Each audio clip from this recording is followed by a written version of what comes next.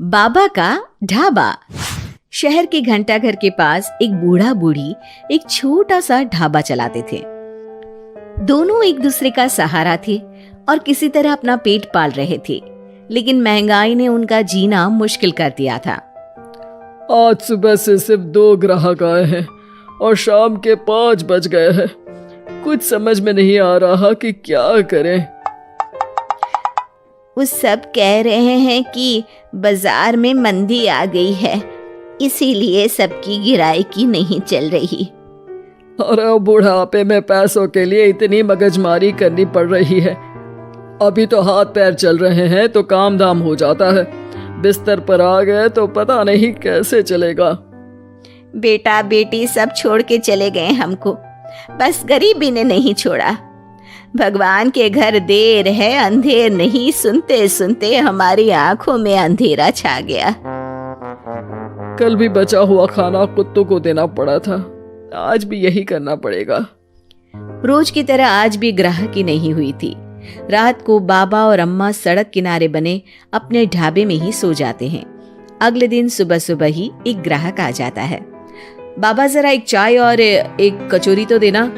जी भैया, अभी गर्मा गर्म कचौरी तल के दे रहा हूँ। एक ही चाहिए बेटा? आपके साथ आई मैडम जी नहीं खाएंगी क्या? नहीं नहीं, मैं ये सब रोड की चीजें नहीं खाती हूँ, आप इन्हें ही खिला दो। और जल्दी करो ना, रितेश मूवी जाने के लिए लेट हो रहा है। अरे बाबा, लाल चटनी ज्यादा डालना। हाँ। लेकिन उसके बाद फिर पूरे दिन कोई ग्राहक नहीं आता और फिर से सारा खाना वेस्ट हो जाता है। ये सिलसिला कई दिनों तक चलता है और तभी एक दिन एक लड़का वहां अपना मोबाइल लहराते हुए पूछता है, हेलो दोस्तों, कैसे हैं आप सब? ठीक ही होंगे, मैं भी ठीक हूँ। और आज हम हैं किशनगंज के बाबा के ढाबे पर। चलिए देखते हैं कि बाबा क्या क्या बनाते हैं।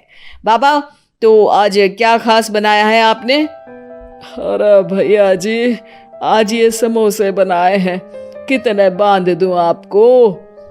हाँ भैया जी, लाल चटनी के साथ बहुत अच्छे लगेंगे, ले लीजिए ना। ये देखिए दोस्तों, समोसे को बांध कर दिखा रहे हैं और ये लाल चटनी को देख के तो मुंह में पानी आ गया। आज तो मजा आ जाएगा, आइए चखते हैं दोस्तों। लड़का समोसा चखते ही तारीफों के पुल बांध देता है। वाह वाह वाह, मजा आ गया, इतना अच्छा समोसा मैंने तो कभी नहीं खाया। आपको यहाँ जरूर आना चाहिए और ये समोसा जरूर खाना चाहिए। और एक चीज, ये देखो, ये रोड साइड पर इनका ढाबा है, इनकी हेल्प तो होनी ही चाहिए। अच्छा, वैसे और क्या क्या बनाते हैं आप? बेटा, पराठे मैगी सब बनाते हैं। वाह वाह, इतना अच्छा खाना बनाते हो, बहुत भीड़ होती होगी। अरे नहीं बेटा, कोई नहीं आता हमारे ढाबे पे, पैसे पैसे को तरस गए हैं।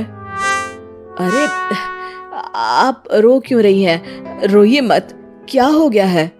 अरे बेटा, कुछ बिकता ही नहीं है, आधे भाव में चीजें बेच रहे हैं, प्यार से बना रहे हैं, फिर भी। तो आप दोनों ही हैं? कोई बच्चे बच्चे नहीं है क्या आपके? अरे बेटा, जो है वो हमें छोड़ के कहीं चला गया है, उसके कारण ही हमें ऐसे दिन देखने पड़ रहे हैं। जो थोड़ा बहुत पैसा हमने इस ढाबे से बनाया था, वो सब लेकर भाग गया था। ओह, देखिए आप चिंता मत करिए, मैं आपका वीडियो सोशल मीडिया पर डालने वाला हूँ और फिर देखना कितनी जल्दी लोग आपकी मदद के लिए आगे आएंगे। वो लड़का अपने कैमरा से बाबा के ढाबे का वीडियो बनाता है और सोशल मीडिया पे शेयर कर देता है। वीडियो बहुत तेजी से वायरल हो जाता है और कुछ ही घंटों में वीडियो में दिए अकाउंट में करीब 1 लाख रुपए जमा हो जाते हैं। लड़का अगले दिन फिर ढाबे पे जाता है। बाबा, आप रोइए मत, पब्लिक ने आपका सारा दुख दूर कर दिया है, आपके खाते में 1 लाख रुपए आ गए हैं। अब टेंशन लेने की कोई बात नहीं है, टेंशन भूल जाइए और मजे कीजिए। अरे बेटा, तुम्हारा हम कैसे धन्यवाद करें, तुम्हारे कारण इस दुकान पर आज इतनी भीड़ लगी है, वरना हम दोनों ने तो उम्मीद ही छोड़ दी थी। हरा जुग जुग जियो बेटा, तुमने आज एक गरीब का भला किया है। भगवान तुम्हें बहुत तरक्की देंगे। बाबा की कहानी सोशल मीडिया के बाद टीवी पर भी फेमस हो जाती है और टीवी पर बाबा का बेटा उनकी कहानी देख लेता है और उसकी नजर बाबा के खाते में आए रुपयों पर पड़ती है। 1 लाख रुपया, वो भी एक दिन में? अरे ऐसा ही चलता रहा तो ये दोनों तो करोड़पति हो जाएंगे और मैं ऐसा ही रह जाऊंगा। लगता है यही समय है इनके पास वापस जाने का। 2-3 इमोशनल डायलॉग चिपका दूंगा, दोनों मान जाएंगे। और ये देखकर बाबा का बेटा उनके पास वापस चला जाता है। अब बाबा मैं आ गया बाबा। अब मैं आ गया हूँ, आप चिंता मत कीजिए, मैं आपकी पूरी मदद करूंगा। अब तो मेरी आंखें खुल गई है बाबा। अरे बेटा, कितना याद करते थे तुझे मेरे लाल। अपने बूढ़े माँ बाप को छोड़ के अब कहीं मत जाना। अरे नहीं माँ, तब तो मेरी मजबूरी थी, लेकिन अब नहीं। मुझे माफ कर दीजिए माँ बाबूजी। बाबा काफी नरम दिल के इंसान थे और बेटे के आने की खुशी उनके लिए पैसों से कहीं ज्यादा होती है। वो अपने बेटे को माफ कर देते हैं। बेटा, हम तो कुछ साल में बचेंगे भी या नहीं कोई भरोसा नहीं, लेकिन तू मेहनत करके ये ढाबा चलाना, और इसलिए आज से मैं ये ढाबा और ये पैसे तेरे नाम करता हूँ।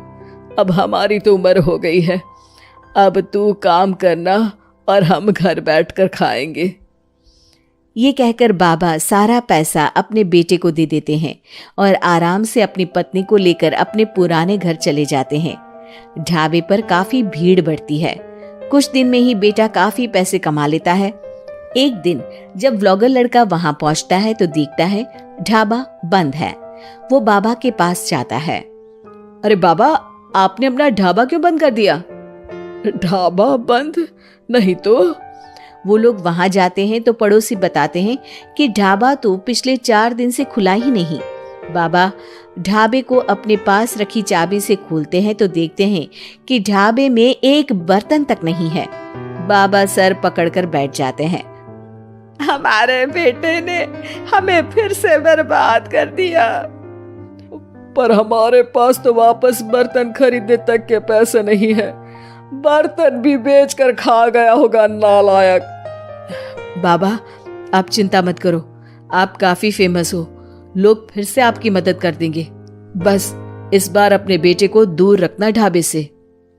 अब की बार बाबा ढाबे पे एक बोर्ड लगवाते हैं जिस पर लिखा है सिर्फ बाबा का ढाबा।